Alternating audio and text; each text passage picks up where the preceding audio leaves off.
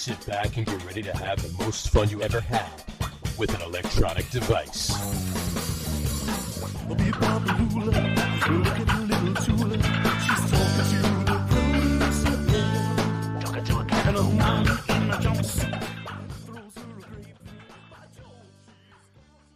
All right, everybody, welcome out to the Get On With It Sports Podcast. It is Wednesday, February the 22nd, 2023. Jersey Johnny coming at you. With me, as always, is none other than Mr. RadioPete and Mr. Harry Lug Nutz. Say hello, gentlemen.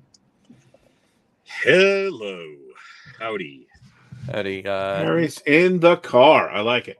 In the dark, actually. In the dark. Boo doo doo doo doo doo doo doo doo doo doo. This is how you get the young listeners. Yeah. Throw a little Billy Squire reference. Billy Squire reference. Yeah. Gotta love it. Gotta love it. Oh, they all know Billy Squire. Who doesn't know Billy Squire? Come on. Come on. 7/8 of the population. There you go. All right. Even people older than us don't know Billy Squire. Well, people older than us definitely don't know Billy Squire. People younger than us definitely don't know Billy Squire. And half the people that are our age that did know Billy Squire no longer remember Billy Squire. No longer remember Billy Squire, right? Exactly. So I did meet him. Nice guy.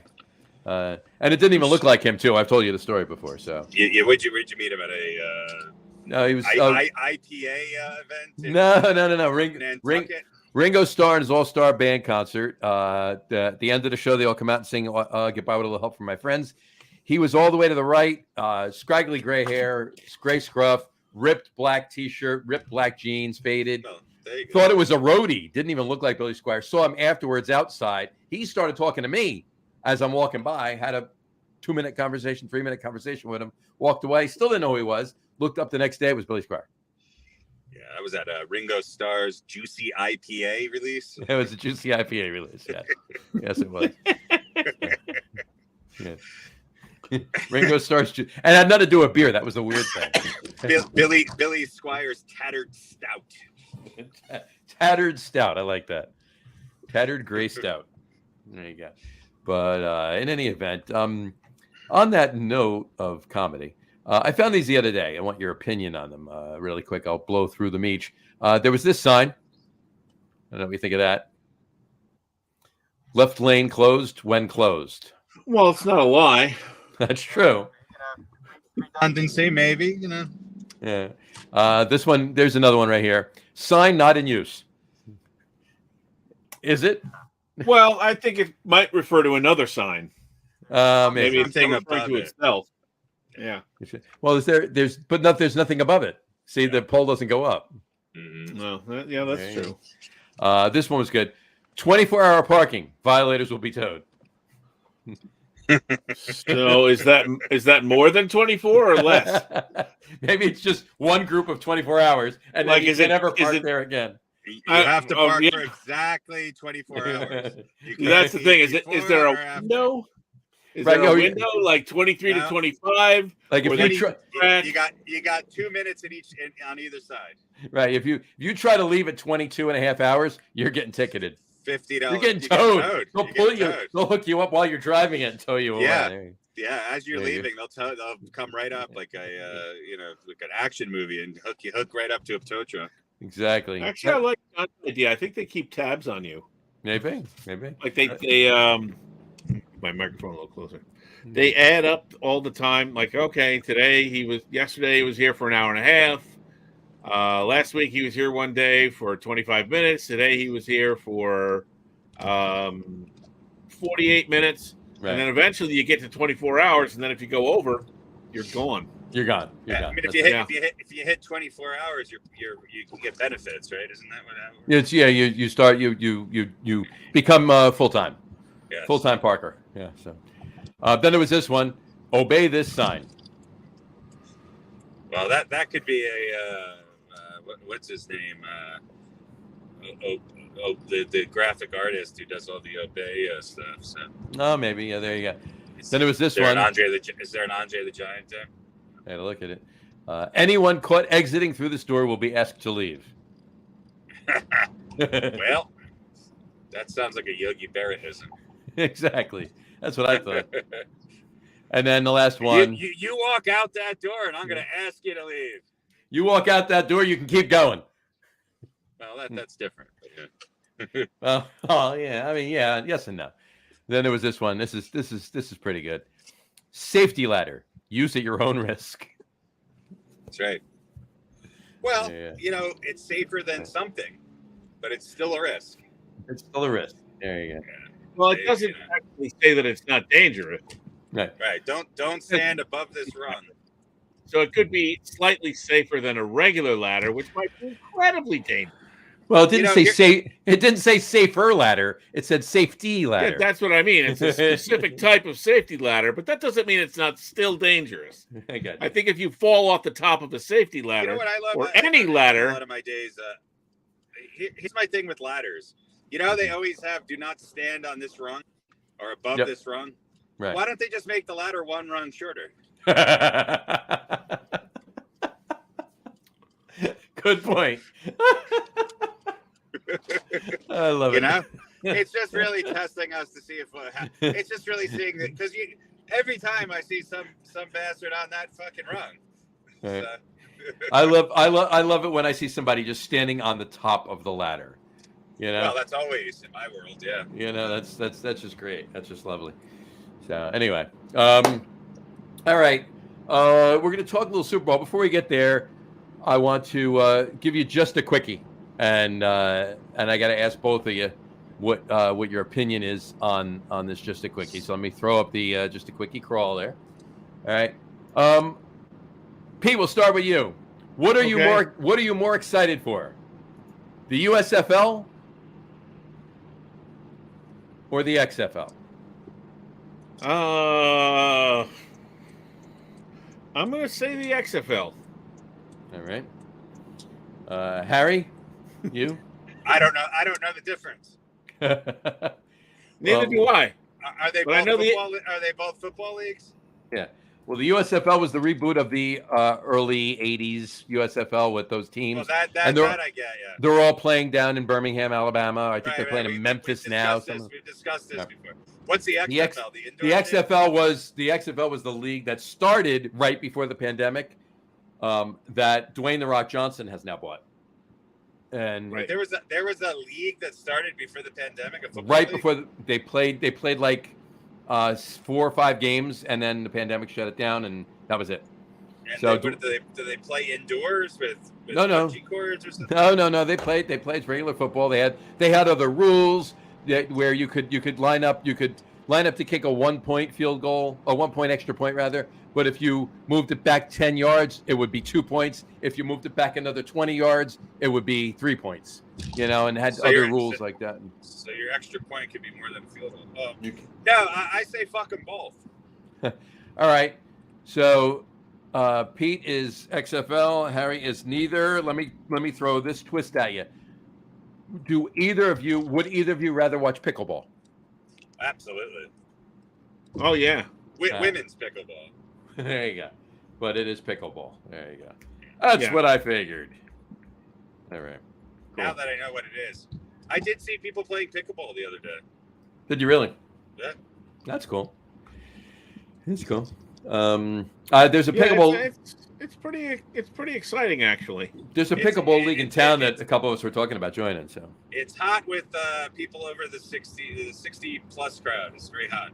It is. Well, a couple of people in the neighborhood that we're talking about joining are 60 plus, but they asked us to join too. You kind of look like you're 60. Right, I kind of look like I'm 60. I'm not that far, away. It's far. I mean, Jess is a little bit further, but a little bit. Let me clarify that for her and for you. He means that she's further away from being looking or being 60. Both, right? Yes, exactly. Because the way you said it, it's like, Jess is further away. Like, she's already pickleball shape. Yeah, not further away from me. Yeah, right. Yeah. She's during the podcast. She's as far away as she could possibly. Absolutely, yeah. She's about 10 miles away right now. Yeah. So, anyway, all right.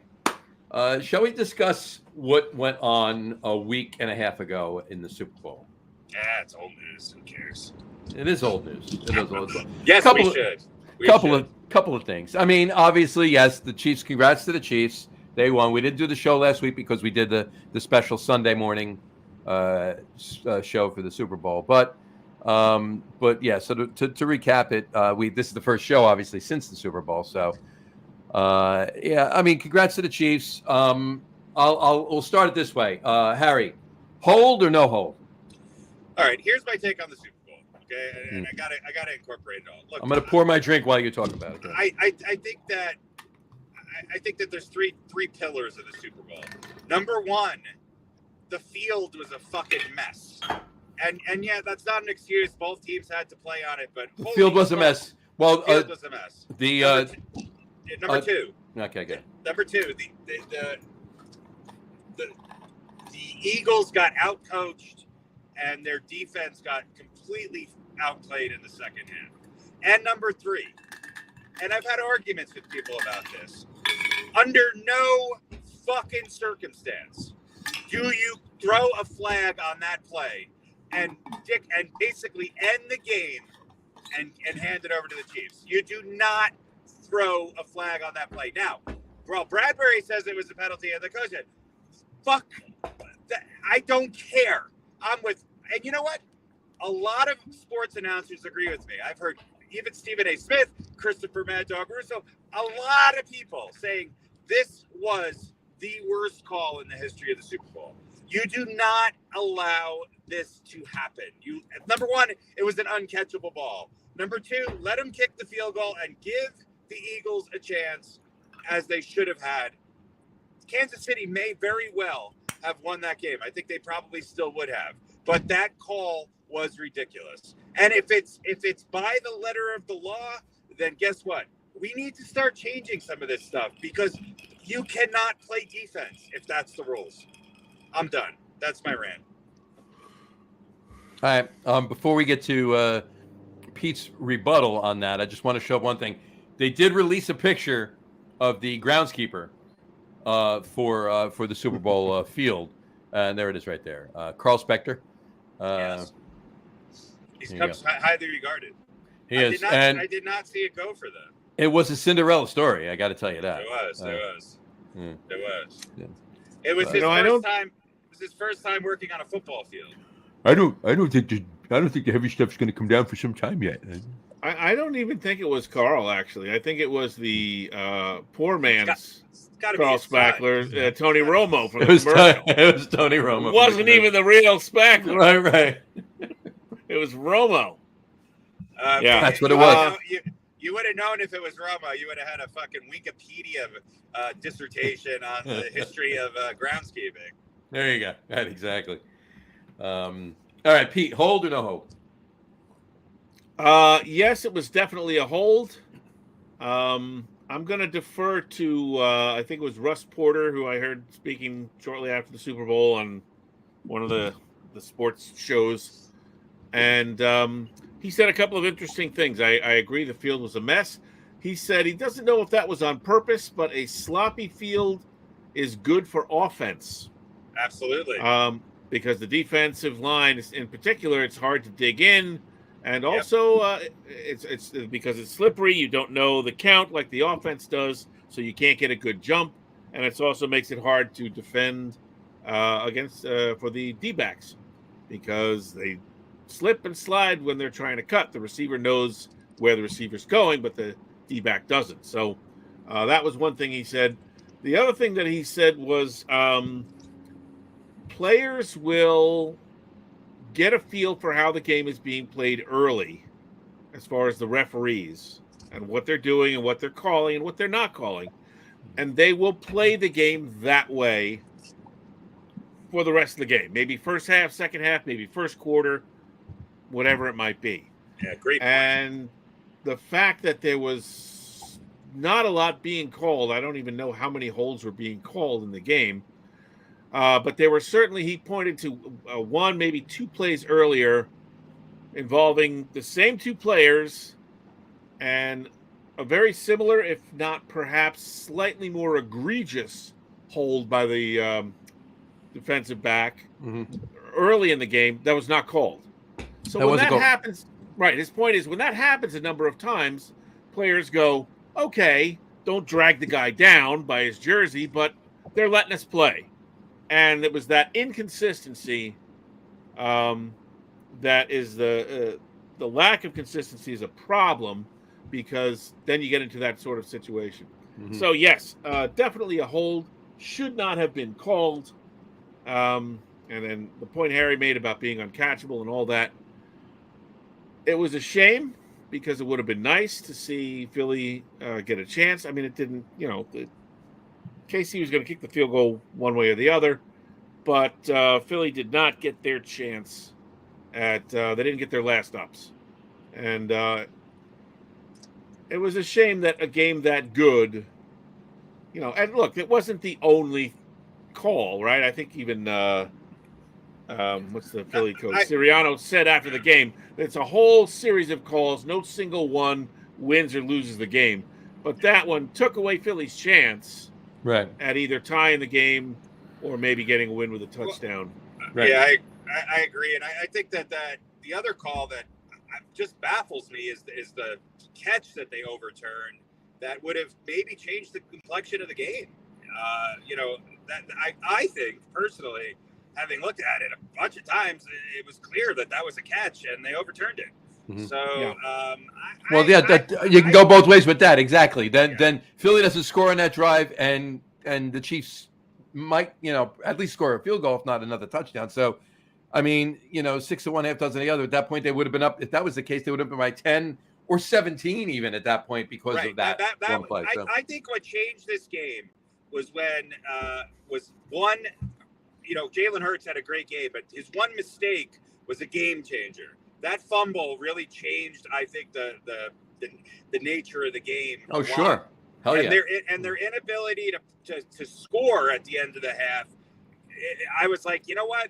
This is actually leaning towards KC right now, because the Eagles are having a hard time, A, holding on to the ball, and B, capitalizing on their scoring opportunities. And that Kansas City is not gonna be that way for the whole game. So I mean, look, I said this. I thought this was quite possibly the most evenly matched. I don't think two of the better teams to ever play in the Super Bowl, but I think two very evenly matched teams. And the game was an enjoyable game, and it was a really well contested, close game. And I mean, I think it was the third highest rated Super Bowl or something like that in the history of the Super Bowl. So good for the NFL, and I thought it was a good game. It played out as I thought it would. I thought it was going to come down to the last possession, and it did. Was the Dallas Goedert catch that they challenged and lost the challenge? Was it a catch, or did yes. It was a catch? It was definitely a catch. Yep. Yeah, I agree. I think it was. Right enough. But then you had then they were talking about a third step. When were we ever talking about a third step? It was getting the ball, making a football move, and maybe 2 steps. Yeah. What is this, a polka now? I mean, come on. Yeah, it was. Well, no, he didn't take that 6th step. He didn't gain 10 yards after the catch, so it's incomplete. Not only did he catch the ball, but he did get 3 feet down, because the second 2 he dragged.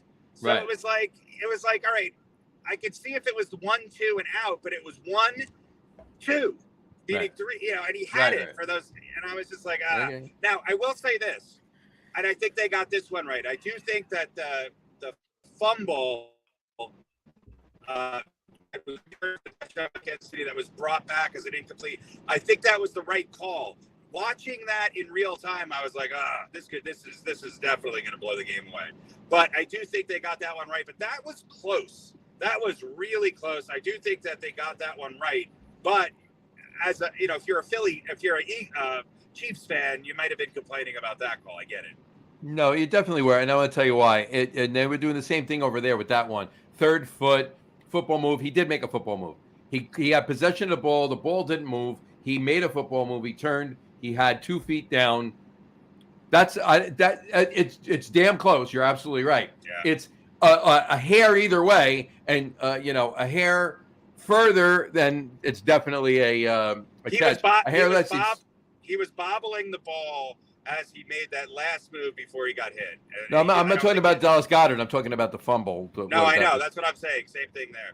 Right. I agree. And by the way, isn't any move on a football field a football move? Well, no, it's whatever the refs deem a football move. I know. According to the script, I guess is what everybody's saying. That's they need to simplify some of this stuff. And you know what? For two teams that have pretty good defenses, for this to be a 70+ point Super Bowl, we might. I like protecting the quarterback. I like protecting the receivers, but we have to do something. This is getting into the territory of when they first took the hand check away in the NBA. Mm-hmm. Let's relook at some of this stuff a little bit, folks. Well, one thing that they are definitely going to relook at too, and I read the story this morning, is that they are going to relook at the quarterback push, the tush push they're calling it now, how Jalen Hurts gets all of his 4th and 1s, right? The quarterback sneak. Now, they're not going to outlaw quarterback sneaks, but before 2005, that move was illegal. You couldn't push the guy from behind. They made it become legal, not because they thought it should be legal, but because no refs were ever calling it. Nobody was ever calling it. They didn't want to be accused of being homophobic. Maybe so. But in any event, that's why the rule was changed. That's why the rule was changed 18 years ago. But they're going to relook at it. So. Philly does that better than. Oh yeah, but you know what though? You get the right 2 or 3 backs behind the quarterback pushing, and the right offensive line in front of them. You can't defend that. You can't. That's seriously the way Jalen Hurts was doing it, and the way the Eagles were doing it. They literally could line up in that formation for every play and move down the field and score a touchdown. You know what I mean? You have to have a young quarterback, because if you did that with Tom Brady, you'd break his back. So I think you gotta have a young quarterback. But in any event, they're going to relook at that, and don't be surprised if that. Now, obviously, there'll be quarterback sneaks, but there's not going to be anybody pushing them anymore behind them, so that's going to be taken away. So, so it seems anyway. The NFL has a bad habit of trying to clarify things by making them more complicated. More complicated, right? Which does just the opposite with the catch rule and all that stuff. So, it wasn't there. There were some glaring errors in the officiating of the game, but it was a good game. Again, it's a shame it ended the way it did. But I don't know. It's still a not satisfying overall, but when you look at which were the good Super Bowls and which were the bad ones, this one was still a good Super Bowl, despite the disappointing ending. So yeah, and to your point there, Pete, I had the same feeling in the AFC Championship game. I mean, great win both times by the Chiefs, but because of just, and I'm not saying that call in the AFC Championship game should not have been made, but I just wish that the play wasn't done, that it wasn't made, because it just left, it built up, it took a great game and sort of left both of them on a little bit of a sour note. It was a little anticlimactic to me. Yeah, because the game wasn't given a chance to play out on the field. Right. Right. Exactly. That's what it is. You want the resolution to happen based upon players and the plays made, and not a penalty that basically allows another team to run down the clock. And we can get into the whole sliding and not going into the end zone and running out the clock and all that, whether that's smart strategy or whether it's it worked. It works. It does work, so you can't say that it doesn't work, but I know well, he did. I was going to say myself and other people, I find it distasteful. He was actually able to do. Yeah, I agree. He was able to do what Ahmad Bradshaw wasn't able to do in 2012. Yeah, there've been a few goals. There are guys. Anyway, he has stopped, and he realized when he was on the 1 yard line, he should stop. He didn't slide, and he fell into the end zone, which gave Brady a minute. You know what, guys? My take on it is score the touchdown, make them score a touchdown. I mean, the difference is that they managed the clock so well that they really didn't have any time left. So to that extent, I do give look. I think the Chiefs executed better. I think that we discussed this on the day of the Super Bowl. Andy Reid and the coaching staff of the Chiefs outcoached the Eagles coaching staff. Mm-hmm. And now the offensive coordinator and the defensive coordinator are gone now because they're both the Colts and the for Philly. Yeah. For Philly, yeah. The team that lost. Like that's a whole nother. I mean, I don't want to go off on a tangent, but what does Eric Bieniemy need to do to get a fucking head coach? maybe there's and I heard this the other day, and I was thinking the same thing, but I heard this the other day. Maybe there's something going on because Andy Reid is not going to coach the Chiefs forever, so he's the heir apparent. It's like the Josh McDaniel of Kansas City. Like everybody said that Josh McDaniel's staying with Belichick all these years over and over and over again because it's going to be his team. But Belichick's going to coach until he's 95. But so Josh McDaniel's left twice. Yeah, look, but that's the thing. If Bieniemy got a shot, he's going to leave. Look, Bieniemy got a ringing endorsement from Tyreek Hill. So what? I mean, what's the problem?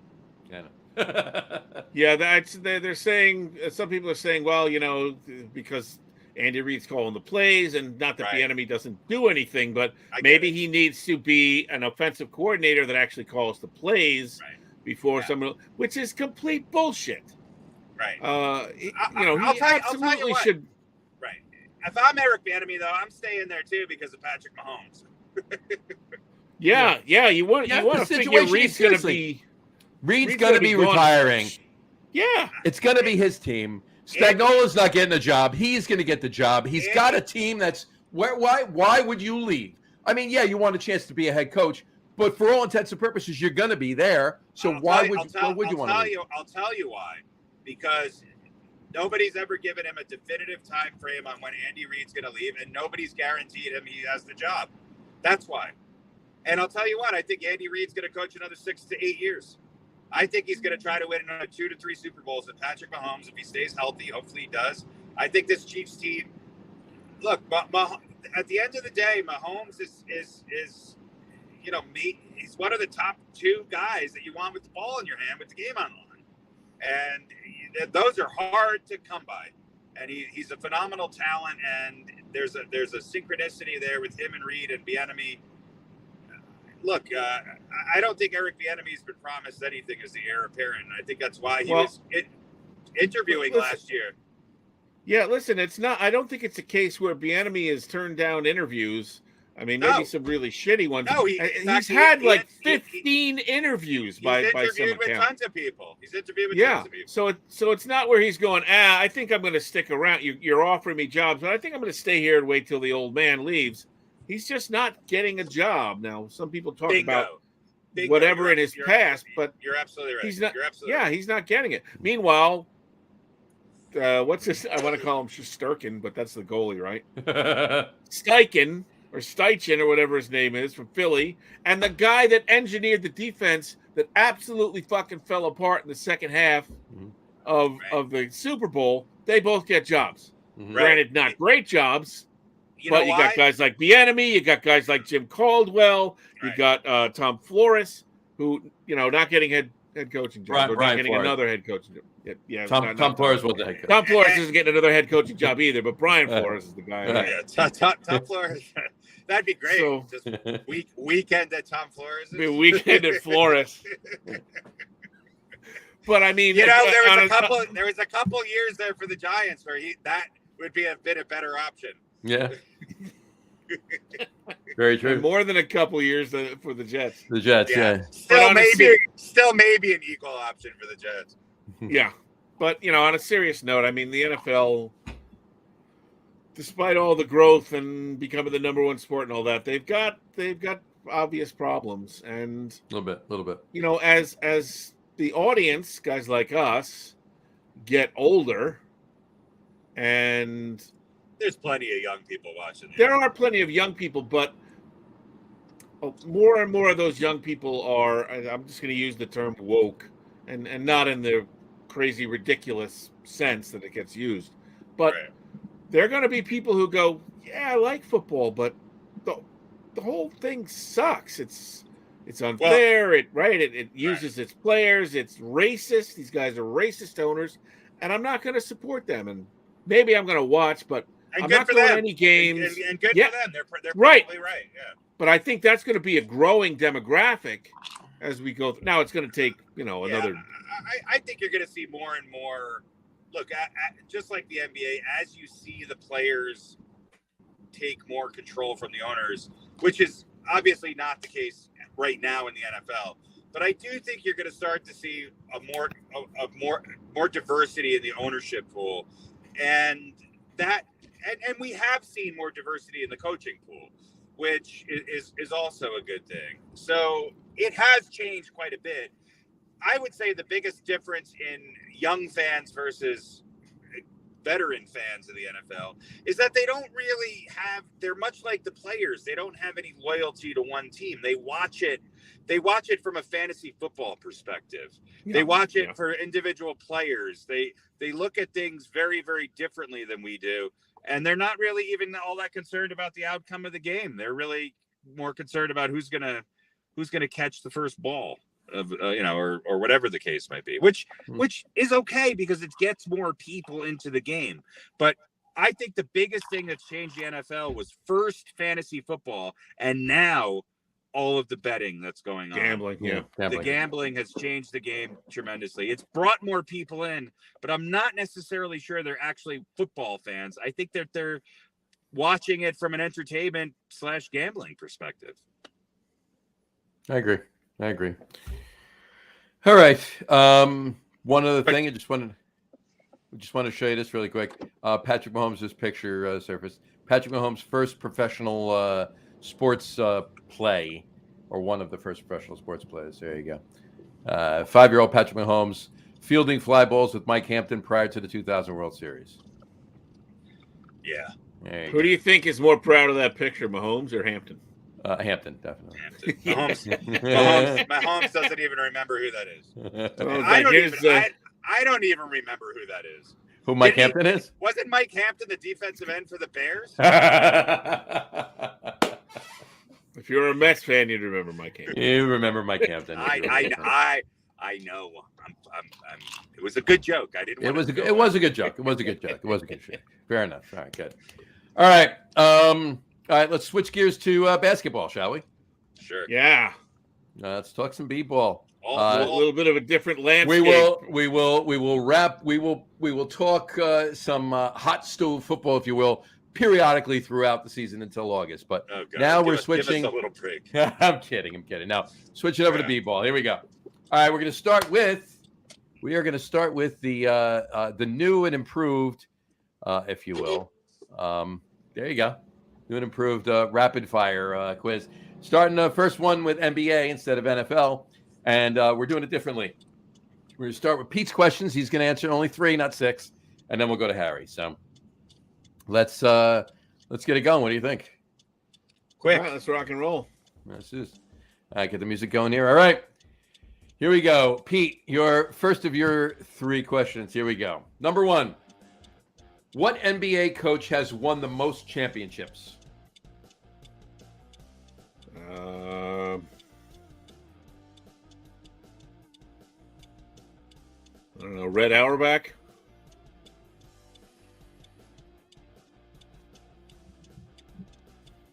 Hello? No. Hello? Go ahead. Red Auerbach? I said Red Auerbach. You got to shut the music down. Oh, all right. Red Auerbach. How many did Red Auerbach win? I'll say 11. You say 11. Okay. Who won 12? Red Auerbach Jr. There you go. All right. Harry, you want to steal? Red Auerbach was not the answer? Hold on. I can't hear you with this fucking horrible music. All right. Well, you're hearing it better than anybody else, so it's way down. It's lower than it's ever been. Must be those music-based headphones. Music-based. I pulled these questions. I didn't come up with them myself. I pulled these off of things. So let's do some double checking really quick. We'll ask the rest, and they'll go afterwards. Here we go. All right, Pete, you're number 2. All right. What center won back-to-back MVPs with 2 different teams in the 1980s?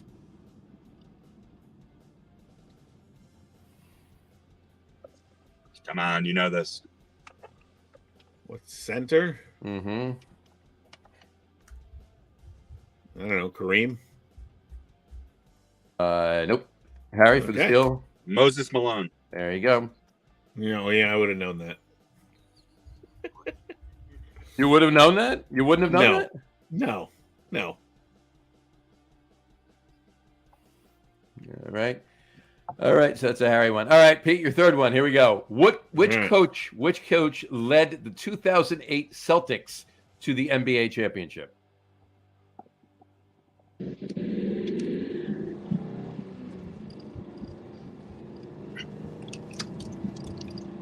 Celtics coach in 2008. Is that what you're asking me?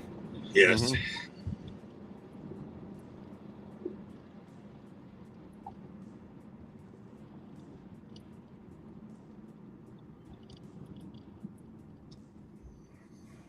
I have no idea. Okay.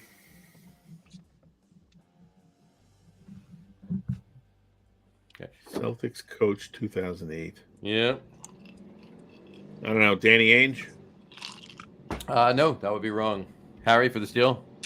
Well, Ray Allen, wasn't he the coach? Player coach. I am drawing a blank on this. I should know this. I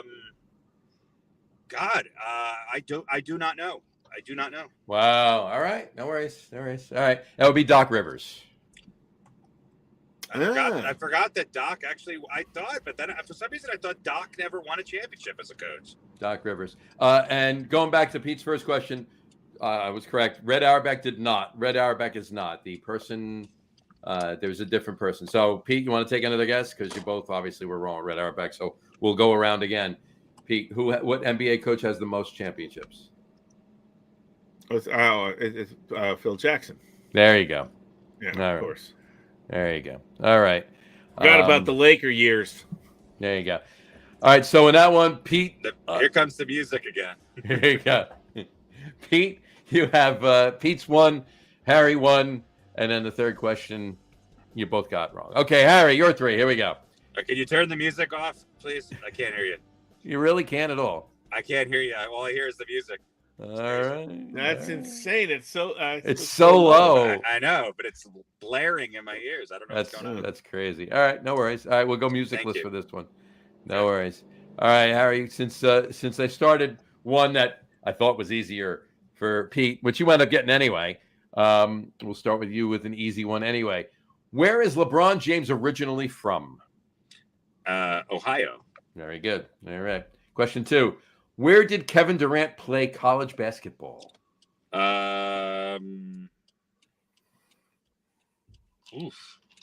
Kentucky? Kentucky is wrong. Radio Pete?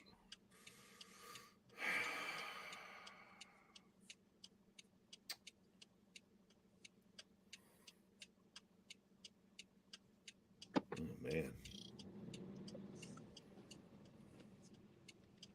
I'll say I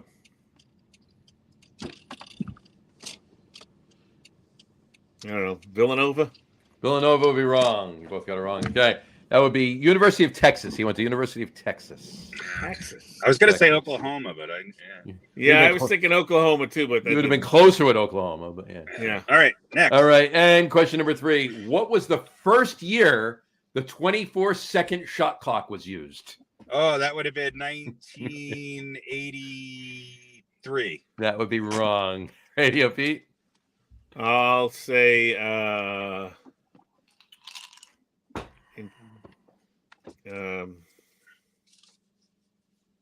college or in the pros? In the pros. In the this NBA. Yeah, I know. I'm stalling your time. I'll say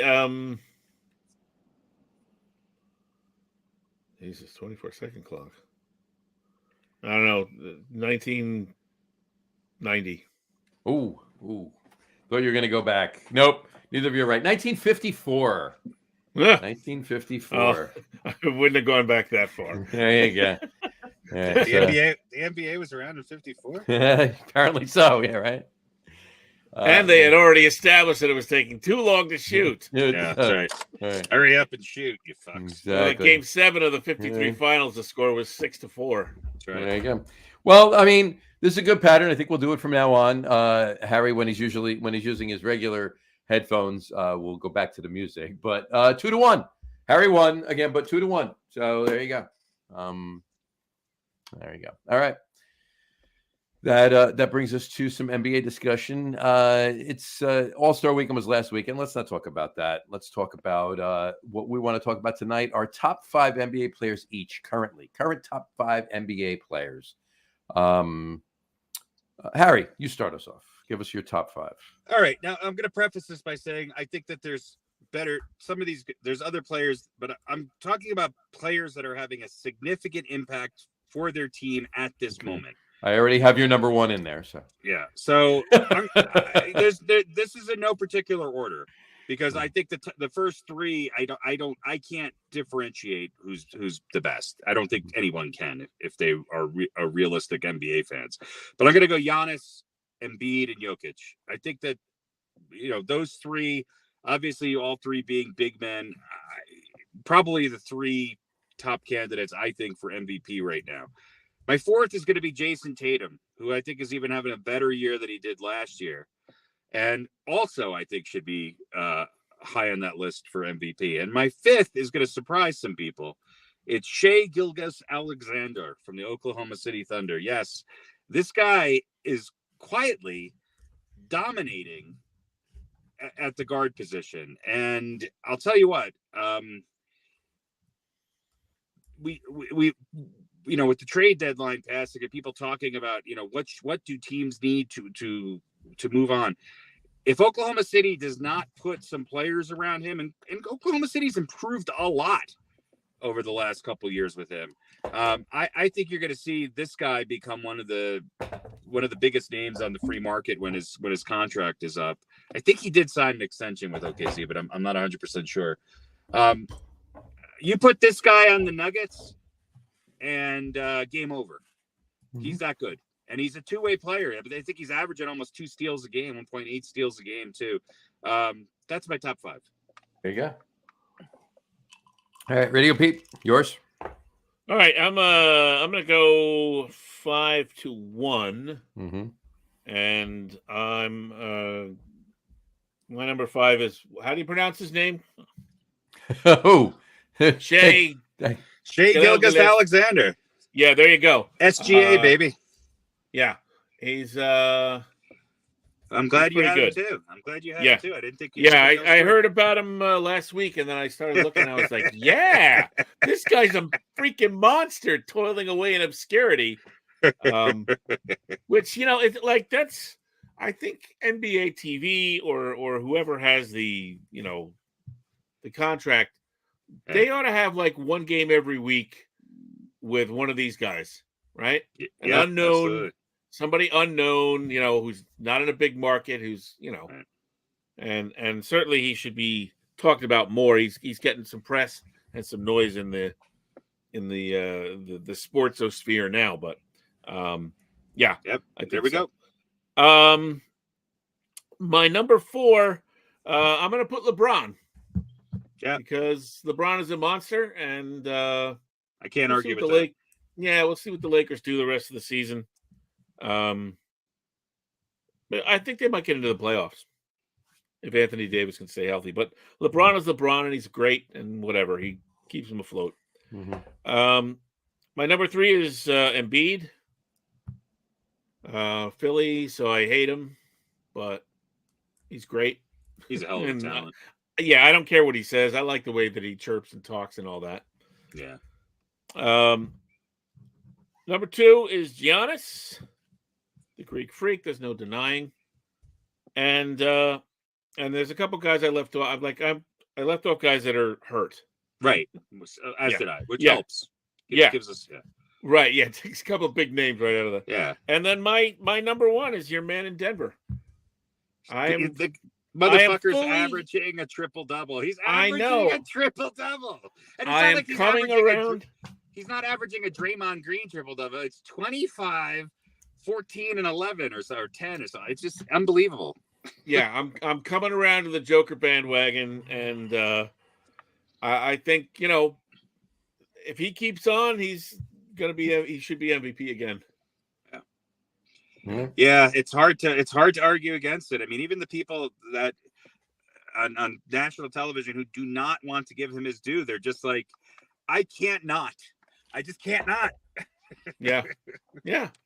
I mean, he's really is the definition of the most valuable. Yeah, especially because even though the Nuggets have Porter and Murray back, they both missed half the year already, and now Aaron Gordon's out. They go and play Dallas, and it's like, okay, well, this is a game the Nuggets are going to lose, and no, he comes up with another triple double. He has triple doubles in almost 45% of the games that he's played this year. Think about that. Yeah.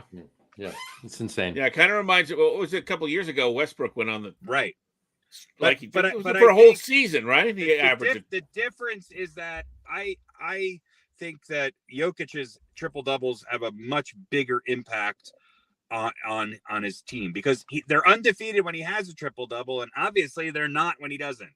So it makes a big difference. So there you go, number one. So there you go. All right. Okay. I will give you mine. I'm going to start off by saying that while I do recognize the talent there, because both of you put Joel Embiid on your lists, I'm not going to put him on mine. Okay. So, which gives me a spot to be a homer and bring my number 5 in just because of what he's been doing lately on the court with the Knicks, Jalen Brunson. You think Jalen Brunson's having a better year than Julius Randle? No, I don't. But the last week and a half, I went really right current. now. I went really current. I went really like right now. No, I got you. He's got 23 points tonight. Yeah, no, he's 40 the other night, 28 the other day. No, I mean, I got you. I got player of the week, definitely. That's yeah, for sure. absolutely. Yeah. So I threw him in there. That was kind of a homer thing for me. Obviously, Joel Embiid would be there over him, but that was kind of a homer thing for me. My number 4 was Shai Gilgeous-Alexander. Absolutely. Wow. That's for certain. He's he needs to Oklahoma needs to get people there for him. They really do. The fact that the three of us are talking about it, we've just now tripled the amount of coverage, national coverage that people have been talking about here. Yeah. That's insane. My number 3, Giannis. For my number 3. I mean, Giannis is just. I think we take him for granted. Yeah, you're right. I mean, it's just what's Giannis doing now? Everything he always does. Destroying everybody in his path. Yeah, exactly. My number 2, Jason Tatum. I mean, you could probably switch those two, but you could switch them either way, And my number 1, the Joker. It's just stupid what he's doing. Wow. Yeah. I'll say one thing about Tatum, and I bought the NBA League Pass the other day, hoping that I could, because we have a blackout here in Denver, so I can't. Altitude Sports does not have a contract with the Nuggets, so you can't watch them. So I thought, all right. They have a special going on for the end of the year. I'm going to buy the League Pass so I can watch the Nuggets. I bought the League Pass. Still can't watch the Nuggets. So I've been watching a lot of games. And I will say, I think the one thing that jumps out at me about Jason Tatum is I think he's expanded his range this year. He is taking more threes and making more. I think he's taking like 9 threes a game, and he's hitting like 35% of his threes. That spells trouble for other teams in the East, because I think he creates, if the rest of the Celtics are healthy, he creates some matchup problems that are really, really interesting. I don't think the Celtics are a lock-in, but I think he has gone from an MVP caliber player last year, and I think he's improved. I agree. Yeah, he's better than he was playing last year. We'll see what he does in the playoffs. That's always for acid tests. For a lot of these guys, we don't. You could say Jokic, Embiid, SGA, Tatum. Obviously made it to the finals last year, but I don't think he played his best series by far. Mm-hmm. LeBron obviously has proven himself, but the other people on this list, not a lot of deep playoff experience other than Tatum. So we'll see. But there's some under the radar talent here beyond the obvious John Morant's and Trae Young's in there. SGA is, and I'll tell you what, that Oklahoma City team is a fun team to watch. If you ever find yourself, up late at night and you want to switch off from pickleball for a few minutes, put on the OKC Thunder. They're worth watching. They're a fun team to watch. I think they're going to be pretty good. I think they are. I do. And I agree with all of that. Pete? Yeah, I think so. I mean, it's there's if nothing else, there's a reason to watch them. Right. Right. And, I'll tell you the other team I've been watching, and I find them, I think they're better. I don't know how. Is the Nets. The Nets somehow are playing their best basketball after getting rid of their whole team. Now, I'm not dumb enough to say that the Nets are better without Kevin Durant than they are with him, but they're playing some good basketball with these new guys. They are. They're like gelling. I mean, for some reason they got something going on. I mean, they're only they're 3 games in the loss column, but only 2 games ahead of the Knicks right now for. Yeah.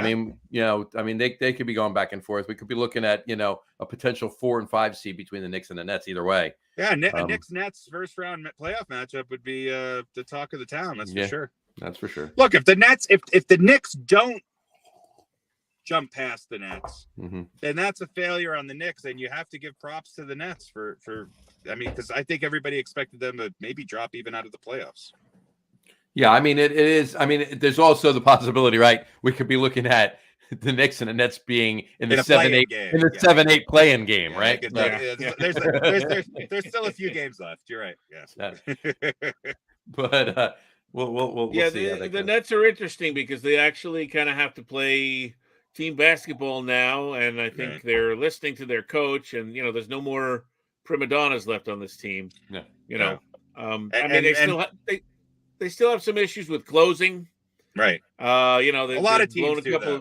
A lot of teams do. The Lakers have trouble closing. So yeah. But I mean, there's some good talent on there, some pretty good young talent on that. So on the Brooklyn Nets, and I think they're like you can watch and actually see a little bit of fundamental basketball being played there. So I think this last third of the season, or whatever it is here post All-Star break, I think the NBA is going to be. I think we're going to have some really, really good races here. It's going to get interesting, especially if guys get healthy and play. Agreed. All right. Cool. Well, I mean, we're setting up for the second half of the season. Of course, the second half of the season is only 24 games in for some reason. Right. That's why I said the last third of the season. Right. So, but in any event, we're going to keep more of an eye on basketball now. Clearly, with football being over and baseball not starting up yet, so we'll definitely keep that going. All right. Do we have an old balls tonight? Harry, you have an old balls tonight? I don't, other than myself. No. All right. Old balls tonight is Harry. I will. I was going to talk about something at the end, but I will throw it into this old ball segment since we're talking about NBA. I think somebody needs to give Carmelo Anthony a roster spot. One of these playoff teams should give him a spot. I think people are missing an opportunity to get a wing player who can come in off the bench and still play with a second unit and make a difference in the playoffs. I'm still holding out hope that Carmelo's career isn't over. It might be. I might be way off base here, but I don't think anybody really talks about him. People don't really bring up his name very much, and I think people are missing out. I think you could still sign him, obviously, towards the end of the season here. You can. Well, you can't. There's no trading, obviously. Right. Well, he's not on any team, so right. You can't trade him for his Barcalounger. Yeah. But I've been following him. He's still playing. He's still working out every day. Carmelo's mid-range and 3-point game, his efficiency has actually gone up over the last couple of years. And I'm not saying he's the Carmelo of old by any means. Don't get me wrong. But I don't think this is, Patrick Ewing on the Sonics level of I think this is a guy who could give you a little bit of Robert Horry in a playoff series. And boy, if you put him on the court, when you're shifting between first and second teams, he can maybe create some matchup problems. He's going to be a defensive liability. I think we all know that at times. But the other thing is that he became a much better team off the ball defender as he got older. I don't know. I think people are missing the boat. So there's my old balls for this week. I have to agree with you. I think he's got a little left in the tank. I don't think it's much.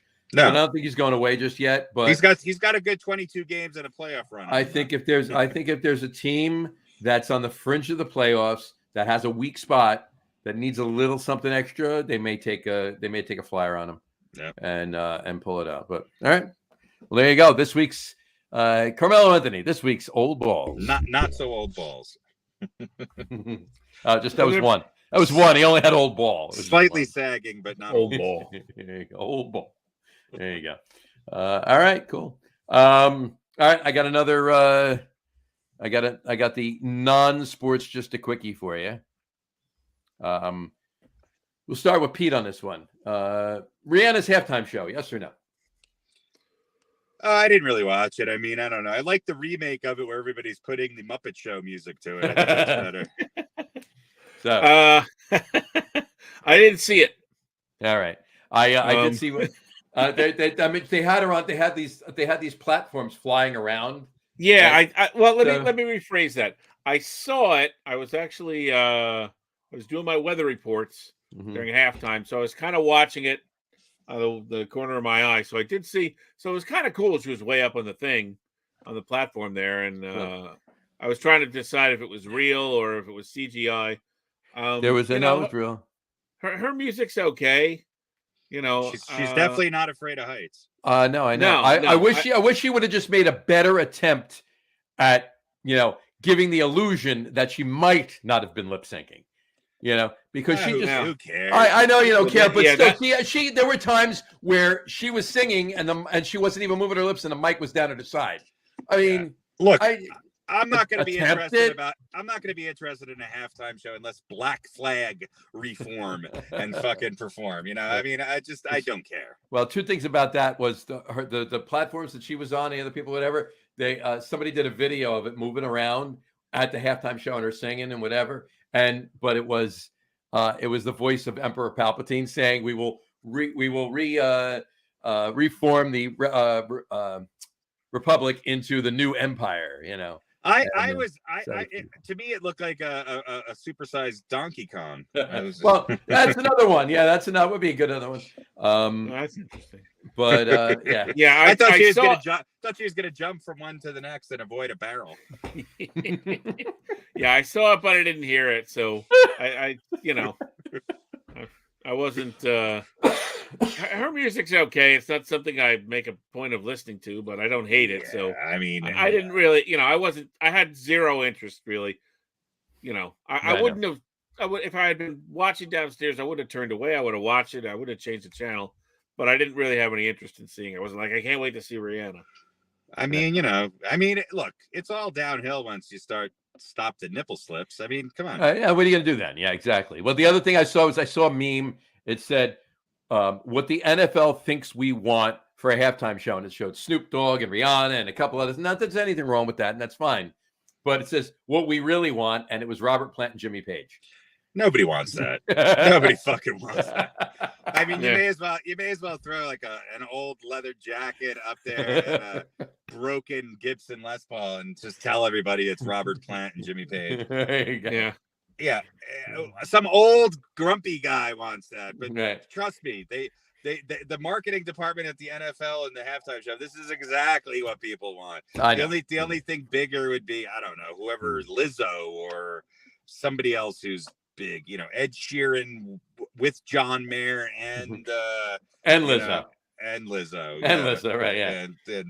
And somebody else that I don't know, The Weeknd or the... Oh, no, not The Weeknd again. That was the leap year. Or, I don't know.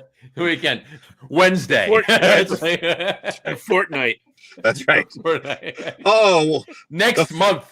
Let's not. If you love The Weeknd, you're gonna go crazy for the Fortnite. You're gonna go crazy for the long weekend. The long weekend. Yeah, we have the weekend. We have the holiday weekend. That's right. We have the Fortnite. We have next month. And we have this summer. And we have the Australian holiday coming up this summer. This summer. Look, I mean, if they really wanted the biggest star, I mean, it would be Taylor Swift or Billie Eilish or something along those lines. You're going to say Billy Idol. I was like Billy Idol, and Billie Eilish together. They call it Idol Eilish. That's right. Billy Idol's Eilish. Nobody wants to see Billy Idol that close anymore. Look, this is again there's people who just the football game. All right, halftime. Here we go. And then it's the opposite. Old fucks like us. It's like, what the hell is this? I mean, obviously Rihanna's talented. Obviously, people love her music. I don't know. I know. Yeah, I don't know if they're trying to introduce guys like us. Yeah. No, modern culture. Or wait a minute. Or if they're just trying to get the younger audience not to change the channel because Jimmy Page and Robert Plant come on. Right, exactly. I mean, like, look at all these old guys. The once formerly traveling Wilburys, but they don't get out so much anymore because they have bad hips. Yeah. I mean, John. Let's not forget about John Paul Jones. He's still alive. No, you can bring John Paul out. Absolutely. And the Bonham's kid, who's now 70. Yeah. Jason Bonham, right? Jason Bonham. He's like 44 years old now. Oh, he's older than that. Yeah, he's like 56 years old. Or something. Anyway, get the young kid. Get the young kid to play drums. There you go. What was I going to say? What best Super Bowl commercial? I didn't really. Ooh, none of them stuck out to me. Yeah. There was. I'll say this. I thought the first was it Pepsi Zero or whatever. Right. The Pepsi with Ben Stiller, I thought was good. Mm-hmm.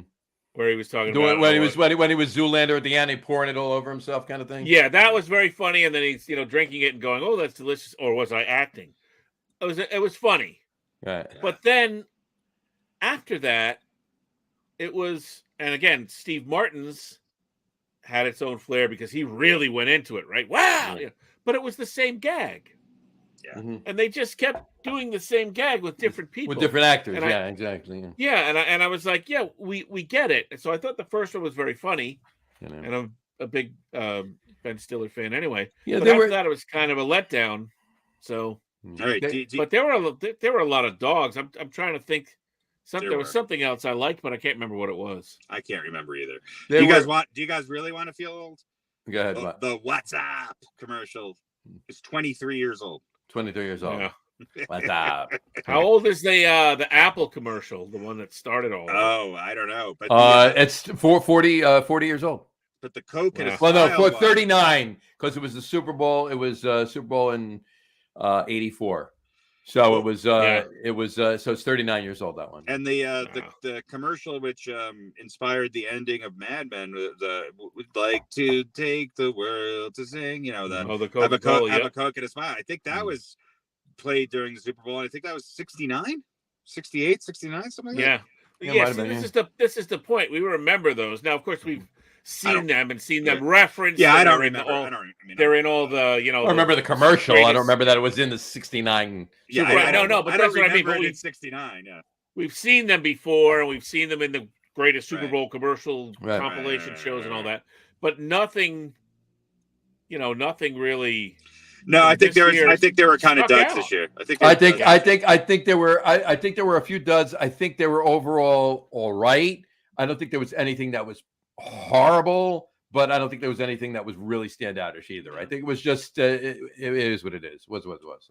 I did like the wasn't there one from the what's that kooky? What's L. Ron Hubbard's religion? Scientology. Yeah, there was a Scientology commercial.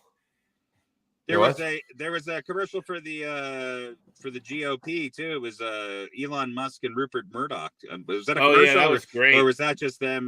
No, that was just throwing it up. That was just them at the Super Bowl eating chips. That's all that was. I thought it was a Doritos commercial. No, it wasn't. It was just part of the Super Bowl. I'm the cameraman panned over to. I thought maybe it was a dentures commercial. No. I'm pretty sure that scene played out on The Simpsons probably yes. 7 or 8 years ago. Oh, and now yeah. Without a doubt. Yeah. Yeah, you know, once again, they foretold the future. Foretold the future, Yeah, exactly. absolutely. All right. Do we have an over/under?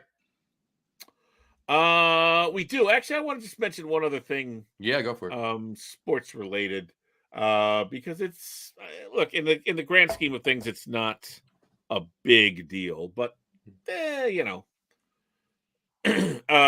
this happened. I think it was on the 8th of this month, so almost 10 days ago. But we didn't talk about it on the Super Bowl show. You know, there's a pretty good basketball team that plays in Connecticut at the University of Connecticut. Mm-hmm. Yeah, the Lady Yukon Huskies. I thought you were talking Yukon about the Huskies. Mystics. No, not the Mystics. Yukon, right? They're the standard, right? You're talking about the Tennessee. Quinnipiac. No. Yeah. Well, on the 8th of this month, Marquette beat Yukon. Yeah, they lost their second game. For the first time in 30 years that Marquette has beaten Yukon, snapped an 0-for-22 record against them, and that was the first time. The first time in 30 years that Yukon has lost back-to-back games.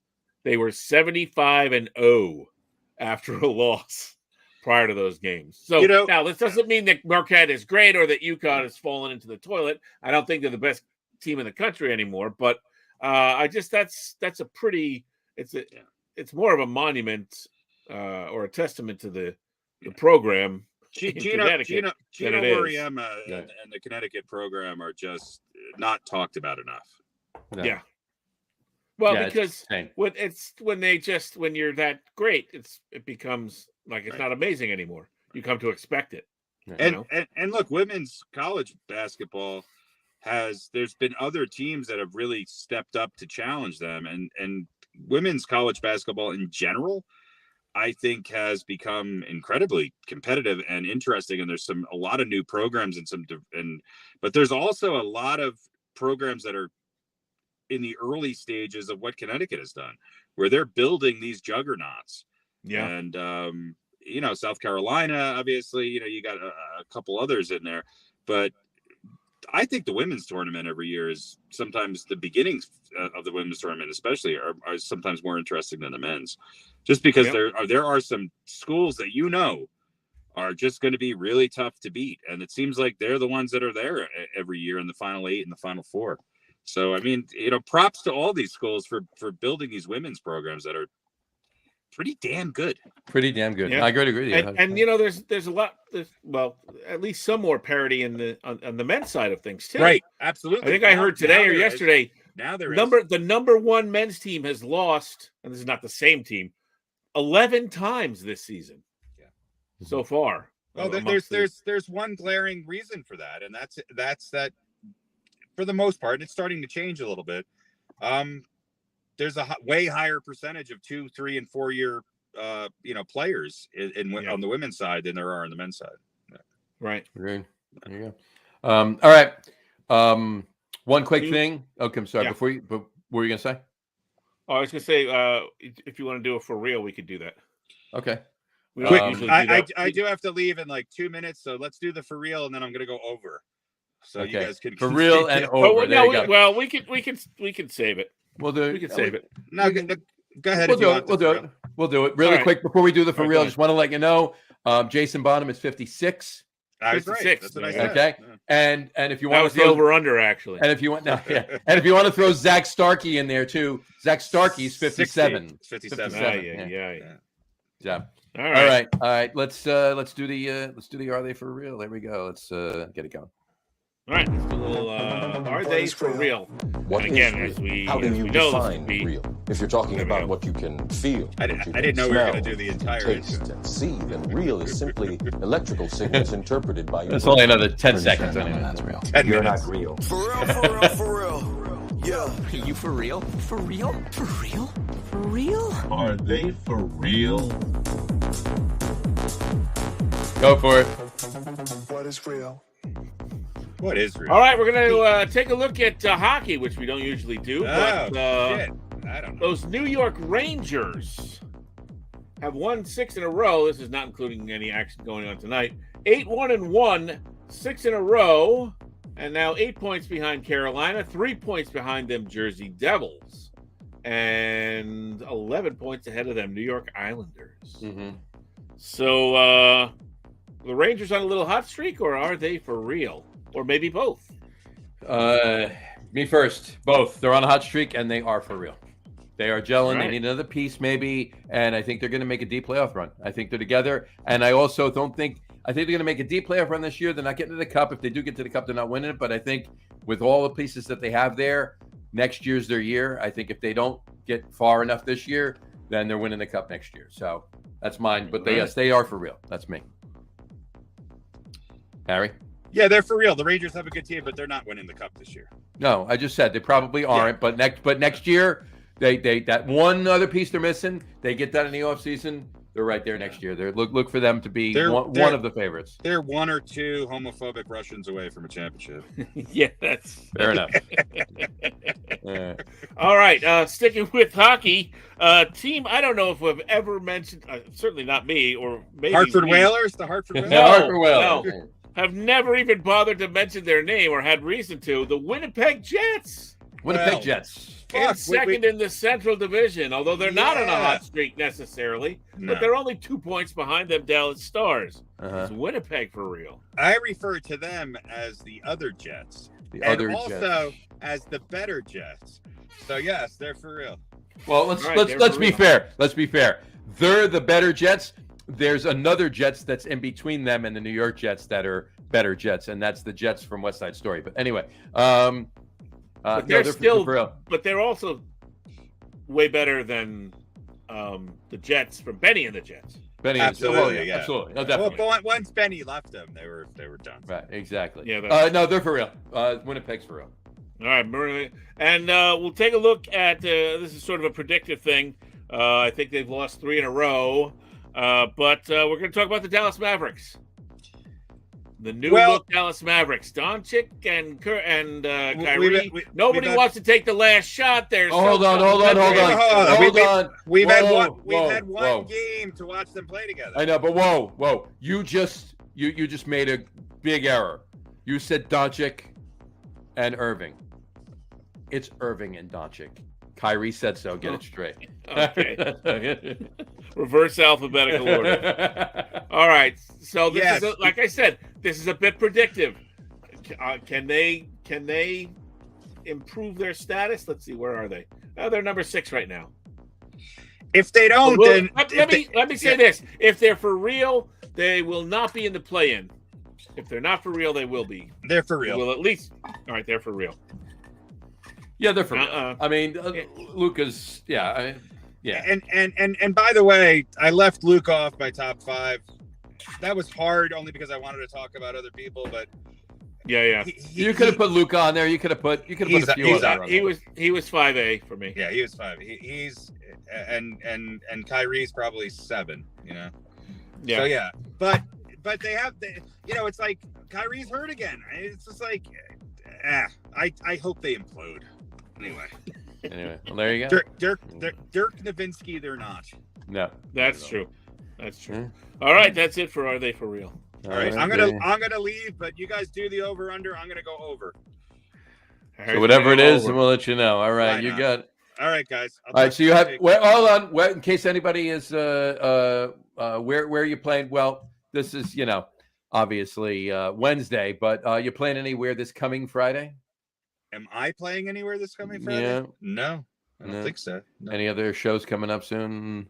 You're in April and in March potentially. I'll let you guys know. We got an album coming out too. So we'll put up awesome, and we're gonna change the openings too. So okay. We got some new music. Yeah, we got some. There we go. Cool. All right, cool. All right, guys. Have fun tonight. We'll talk to you later. He's going over. You got it. All right. He's going over. Yeah. Oh, it's too bad he couldn't stick around. This is going to be one of his favorites. All right. The old container full of stuff. Container full of stuff. There you go. There it is. Container full. I can see it. I can see it better without the light off, actually. Yeah. Okay. These are anchors, screw anchors. Yep. Okay. You put like into the sheetrock. Sure. And then you drive a screw into it, and the bottom spreads out, and it holds better than a regular screw. So we got. I'll give you the tour here. We got some blue ones here. Mhm. These are pretty decent sized. And we've got some of these like, I don't know, pasty, grayish. Yep. These are a little smaller, but they've got these little back The hooks, little like back a little, clips. yeah, like a little arrow thing. Mhm. And there's a couple of much smaller little black ones. Oh, the little babies. Yeah, I got it. Yeah. So it's a whole jabumble of them. And this is I think it's an old medicine bottle. Yeah, it's an old CVS bottle. Looks that way, yeah. All right. They took the label off. So this would probably be, I don't know. This would definitely was a 90 count of something, I would think. Right. Yeah. So I'll give you a look here. Take a little bit of a look at the bottom. Doesn't really show you anything. Fair enough. And I'll spin it around for you. Yeah. Quite pretty. Harry's going to be mad he missed this. He's going to be mad, yeah. And you want to see it some more, or are you good? No, I'm good. All right. So Harry's going to take the over. The over-under for the pill bottle of screw anchors, sheetrock anchors, is words I thought I'd never say again. Is 58.5. 58.5. 58.5. 8.5. I'm going to go under. You're going to go under? I'm going under. All right. I'm going under. All right. Now, are you going because you want to maintain somebody has to win? or you legitimately think it's under? It's just a good. It's just a bonus that somebody could win, but no, I think it is under. I do. I'm going to go under. All right, there we go. All right. Well, as usual, I have the answer hanging up here, which I'm going to remove now, and I will open to reveal that the number is. Can't even see. Can't see it. Eh. Still don't see it. A little closer. 60. 60. Harry wins. 60. Harry wins. See, he's good at these, even when he's not around. Even when he's not here, he wins. I didn't even get a chance to show it to him. And he just went over. I wonder if Lonesome tonight?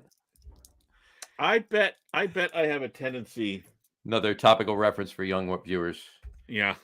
I bet I have a tendency to go over. You have a tendency to go over. I think. Do you think that's true? I can tell you right now. The last one we did was under. Harry has a tendency to go over, and I have a tendency to go under. The last one we did was an under, and I won. The one before that was an over, and Harry won. So yeah. So I guess you might lean more towards the overs. Yeah, I'm just wondering historically.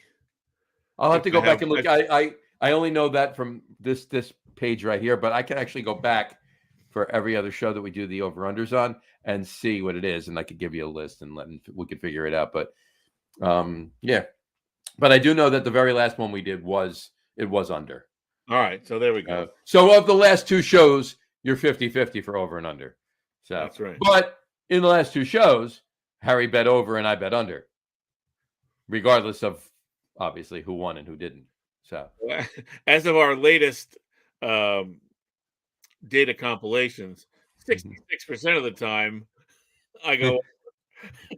Yeah, exactly. 66% of the time you go over, and teams because it's only 2 out of 3. And the one that was 2 weeks ago or 2 shows ago, 2 shows that we did over under on ago, when you went over again, I went over and Harry went under and I won. So in the last 3 shows, you've had 2 overs and 1 under, and I've won twice, 1 with each, and Harry's won once. Ooh. So Harry's so he actually went under once. He went 4 weeks ago. He went under. Yeah. Yes, and it was over. He's gonna go over forever now after that. Yeah, you go. All right, so I'll just make them all under, and you'll win every week. But he went under, and it was over when I picked over, and then the following week he went over, and I picked under, and it was under. So he lost 2 in a row. and So my completely random system of making sure he loses is working. Except for tonight. He's not even here. Well, yeah, because if he went first and he looked at that and said, "Oh, hey, maybe he would have said under," and I would have went over, and then we. Love it. Good stuff. Good stuff. Good stuff. All right. Well, anything else? No, that's it. Yeah, I think we're good. I think we covered a lot. Oh, you know what? I wanted to let me throw one thing at you real quick. Throw one thing at me again. A recurring segment, maybe. I just came across this, and it's obscure Olympic rules. Okay. And I'm just going to do one tonight, and then maybe we'll do a couple on the fun show because there's a bunch of them. Some of them are yeah, that makes sense, and some of them not so much. So we'll start with number one here, just as it's compiled by Popular Mechanics, by the way, where I go to get my sports news. Of course. Competitors in the boxing competition in the Olympics must be clean shaven or have extremely limited facial hair. An Olympic rule. Yeah. I'm trying to think back. Like, weren't there boxers that had like mustaches? Well, does it mean does a clean shaven include mustache or just for beards? Does it say? It says clean shaven. You have to shave your upper lip too, I think, right? If you're clean shaven, you can't have a mustache. Well, to me, clean shaven means no facial hair. So yeah, other than eyebrows, of course. But right, yeah, they can have eyebrows. Yeah, it must be clean shaven or have limited facial hair. Interesting. Unless they're letting the mustaches are part and parcel. Oh, you know what? Maybe if it's a pencil mustache. There you go. Then you can have it. Then you can have a pencil mustache. There you go. I haven't seen one of them in many years, but yeah. And usually and many years ago when I saw it, at that point it was in an old movie. So right. Or it was a young kid who couldn't get it going, right? who hadn't shaved in like 9 months, and that's all he had, right? Because he was 12, right? So anyway, that's one. We'll review some more of these. Let's find some good ones here because some of them are actually pretty interesting. Some of them are that one's kind of boring, but there you go. So there we go. Cool. Yeah, I think that's good. I mean, we'll talk about there's some baseball stuff going on. Pitchers and catchers are just reported last week, so that's fun. We'll do some more stuff next week on some hot stuff. I can't even. It's not even hot stuff baseball. It's spring training at this point. Well, listen, we can talk about the new rules that are going into effect. Well, that's what I wanted to bring that up tonight, but I knew we were going to have a limited show, so we'll discuss it. We'll discuss it on next week's show when the three of us can really dive into it a little bit, and maybe we'll get an MLB rules expert on the show as a guest that can weigh in on it a little bit. We'll see what that goes. Listen, as we well know at this point, the NFL is not the only professional sports league that can fuck themselves up with rule changes. Oh yeah, I think baseball, they're not number one anymore, and I think they're shooting for number one, but in not necessarily the right category or the right way. Right. Exactly. It's like, 2 feet down, a football move, or what? And baseball's like, here, and you have the third foot, and then if you're sliding down, you can and then maybe if you're elbow, but you turn it and your shoulder goes down, but you're still holding onto the ball, and you had the fourth foot down before that happened, then you can get part of your body except your hand, and that counts. And then baseball goes, hold my beer. Right. You want to see stupid rules? Right. I'll give you stupid rules. I'll give you stupid rules. I got a picture. We'll talk about it next week. I got a picture of the new bases. It's not really, but it's pretty funny. So. Oh yeah. So I hope there's pizza in them. That would be nice. Shouldn't there be pizza inside? Slide in a second, and as your reward, it opens up, and you reach in, you get a slice. And while you're dusting yourself off, if you're trying to steal and they want to review the call or whatever, you get something to nosh on. Snack while you're waiting for the replay guy. I totally agree. So, cool. So we'll talk about all that. We'll talk about all of that. Sounds like And a the plan. XFL. I think we should not devote a lot of really necessarily any time to the XFL, other We than should. talking about some of the wacky rules and rule changes that they have too. That they have, yeah. I got to say, I'm a little disappointed that the was it the Hitmen was the New York, New Jersey, New think York so, team yeah. or whatever. They're not in the league. It's all there's no teams in the Northeast. Or is that the USFL maybe? No, that no. was the XFL, right? The XFL, yeah, it was the XFL. It was the Who was only the only other league there was. Well, what was it 3 years ago, right before the pandemic, when the XFL had first started? It was the New Jersey, New York, or whatever it was, Hitmen. Maybe it was just a New Jersey Hitmen, I forget. But yeah, and I wanted to get to a game just to go, just to check it out. Kevin Yeah, Gilbride, former offensive coordinator for the Giants, was actually the head coach of the Hitmen. There we go. Who were the Gladiators? Was that the The USFL? Gladiators was Not Gladiators. Is it Gladiators? The Generals, the USFL, the New Jersey team was the Generals. No, I thought no, it's not the Gladiators. Something similar to that. Well, the remember the WLAF, the World League of American Football. It was in the it was in the late 80s. I've got all the trading cards from the. It was in the late 80s. It lasted a year or two. It was just stupid. And that's when they actually they had teams from Europe, and I think that's what actually, like, the Barcelona Dragons is in the NFL Europe. They were originally in the WLAF. They were originally in the World League of American Football. So NFL Europe was kind of born out of the WLAF, but it was the New Jersey New York Knights was the team. That's right.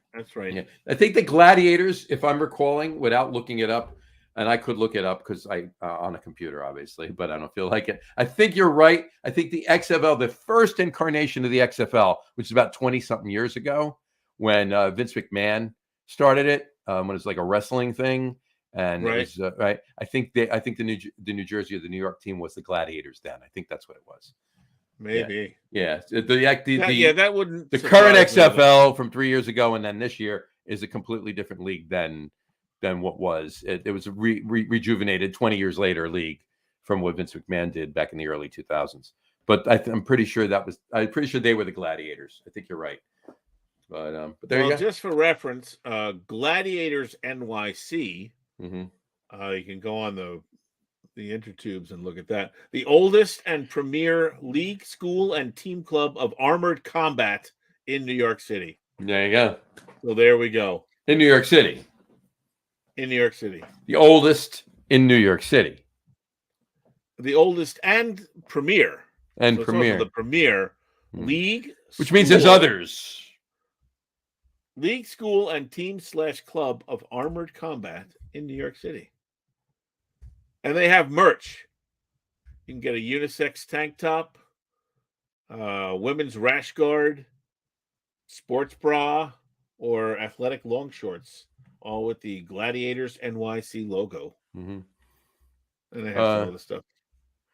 So so these are like those Renaissance nuts that dress up in armor and hit each other with, I assume, not super sharp swords.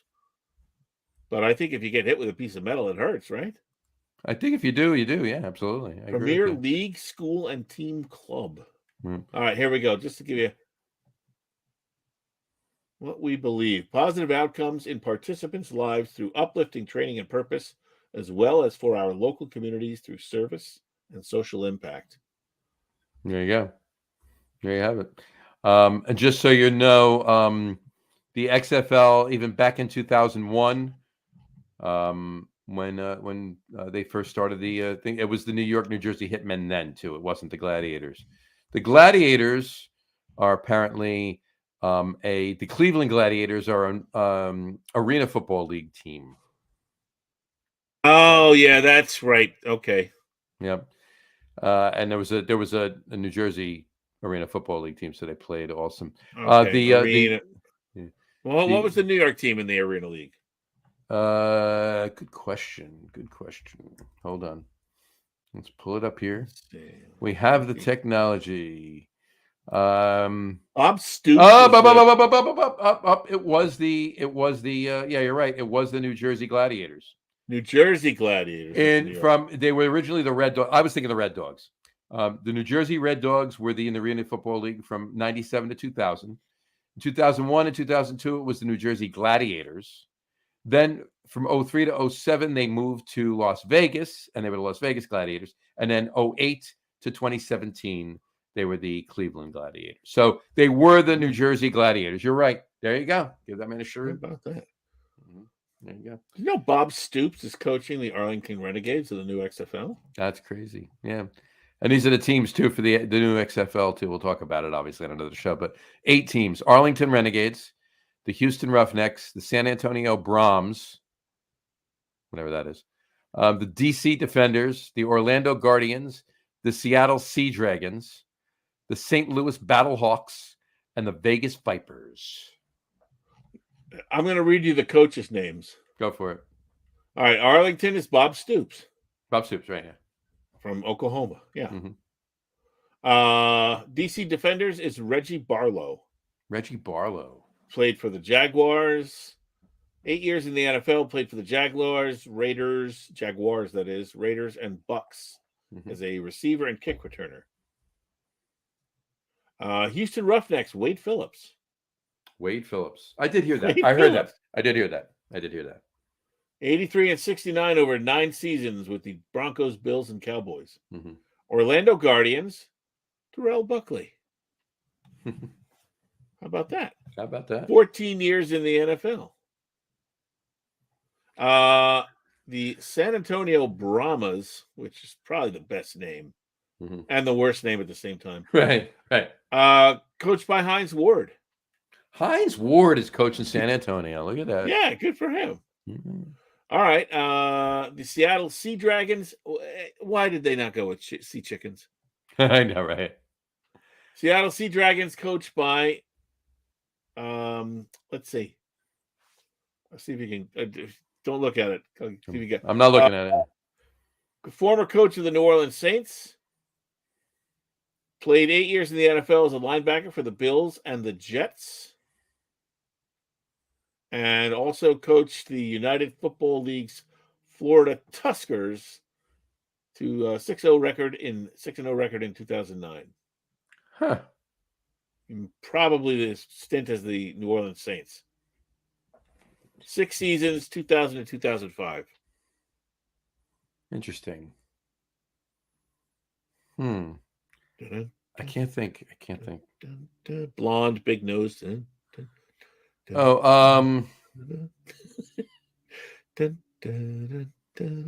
the hell's his name? 3 names, right? Nope, just 2. Just 2? 3 syllables. Boom, boom, boom. I don't think he was successful. I can see him. Jim. Yeah, Jim. That's what I'm thinking of. But I thought it was 3. Yeah. Nope. It's not Jim Bob, just Jim. I wasn't going there. Give me the first letter of his last name. H.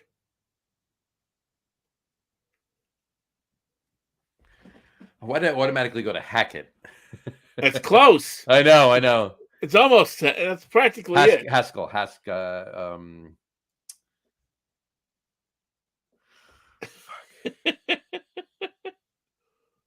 It's Hacklebarney. No. Yeah. All right. I'll put you out of your misery. Hazlitt. Jim Haslett. Haslett. Yeah. All right. St. Louis. That's what I was thinking. I was picturing Jim Haslett's face, but I was seeing 3 names. And then when you said it's not 3 names, just 2, it threw me. But, he was forgettable. Yeah, it was very forgettable. Yeah. St. Louis Battlehawks. That's not a bad name either, actually. Yeah, that's pretty good. That's Anthony Becht. Oh, interesting. First round draft picked by the Jets in 2000, and now he's coaching. Let's see, the Vegas Vipers, coached by Ron Woodson. Ron Woodson. How about that? Interesting. All right. I think Hines Ward. That's funny. With San Antonio. That's great.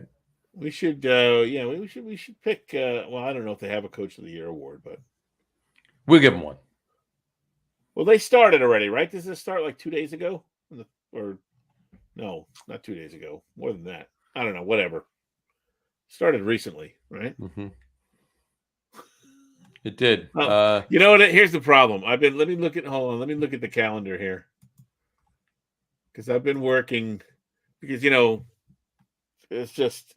I was working for like 2 weeks straight because of Valentine's Day and the holiday and the weekends and stuff. So I no longer know what day it is. Started last weekend. It started this past weekend. Oh, there we go. Mm-hmm. All right. Started this past Saturday. So we'll have to do some research on it. We'll talk more next week with Harry. We'll do a little research on it, and we'll devote maybe 5 minutes to it. We'll talk about it a little bit. Yeah, no, it doesn't. That doesn't deserve much time. We'll give it as much time as we give pickleball. How's that? Or maybe a little. Oh, we give pickleball a little extra time though lately. So. That seems fair. That's fair. Yeah. So very good. Cool. All right. So a lot of good fun stuff coming up. So we'll keep everybody posted, and we'll have some fun. There you go. All right. Anything else? I think we're good. That's it. All right. At that note, we'll wrap the show up for today. We want to get ready for watching. And for those of you just listening to the audio podcast, thanks for listening. Don't forget to visit our website, www.getonwithitpodcast.com. That's getonwithitpodcast.com. And please remember, like us and follow us on all of our social media, Facebook, Twitter, and Instagram. Just search for the Get On With It podcast. And of course, all of our shows are available on YouTube as well on the Logger Room channel. Remember, we go live with the video podcast on both Facebook and YouTube every Wednesday night around 7:30 p.m. Eastern time.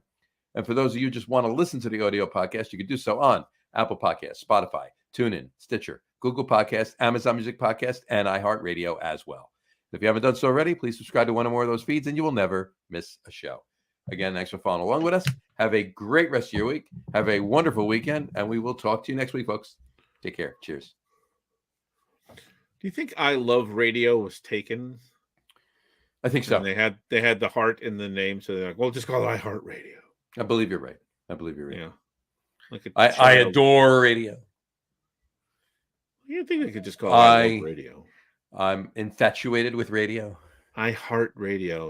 Like I heart radio. Like a small kid who's trying to I heart you, and sickeningly sweet, trying to be cute for its own good.